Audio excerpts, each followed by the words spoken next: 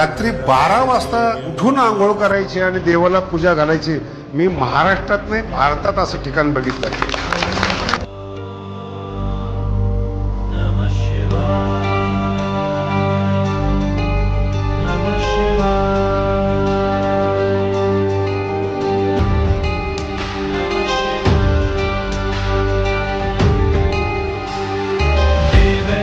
सेव्यमान पावनांघ्रि पंकजं व्यालयज्ञसूत्रमिन्दुशेखरं कृपाकरं नारदादि योगी वृन्दवन्दितं दिगम्बरं काशिकापुराधिनाथ कालभैरवं भजे.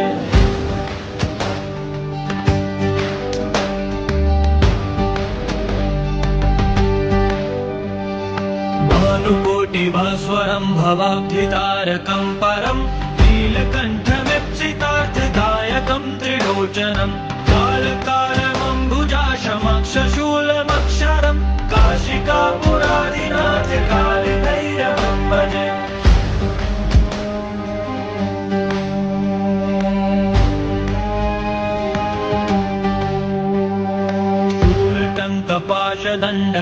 शूलटङ्कपाशदण्डपाणिमादिकारणं श्यामकायमादिदेवमक्षरं निरामयं भीमविक्रमं प्रभुं विचित्रताण्डवप्रियं काशिकापुराधिनाथ कालभैरवं भजे.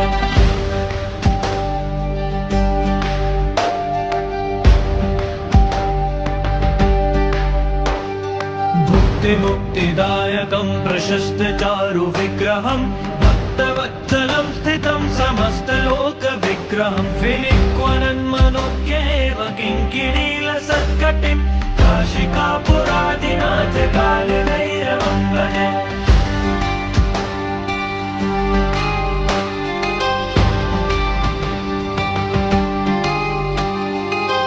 धर्मसेतुपालकं त्वधर्ममार्गनाशकं कर्मपाशमोचकं सुशर्मदायकं विभुं स्वर्णवर्णशेषपाशशोभिताङ्गमण्डलं काशिकापुराधिनाथ कालभैरवं भजे.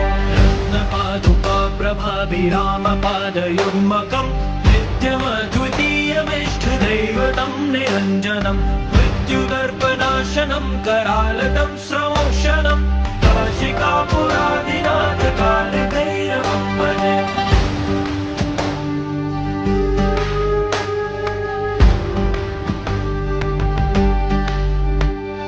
अभ्यासभिन्नपद्मजण्डकोशसन्ततिं दृष्टिपातनष्टपापजालमुग्रशासनम् अष्टसिद्धिदायकं कपालमालिकाधरं काशिकापुराधिनाथ कालभैरवं भजे.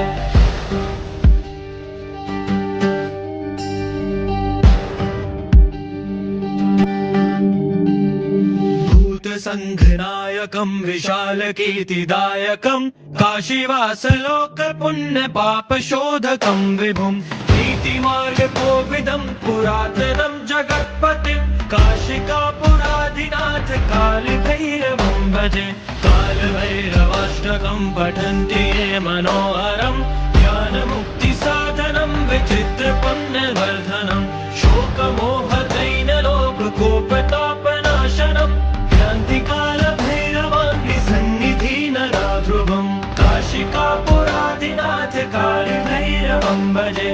कालभैरवं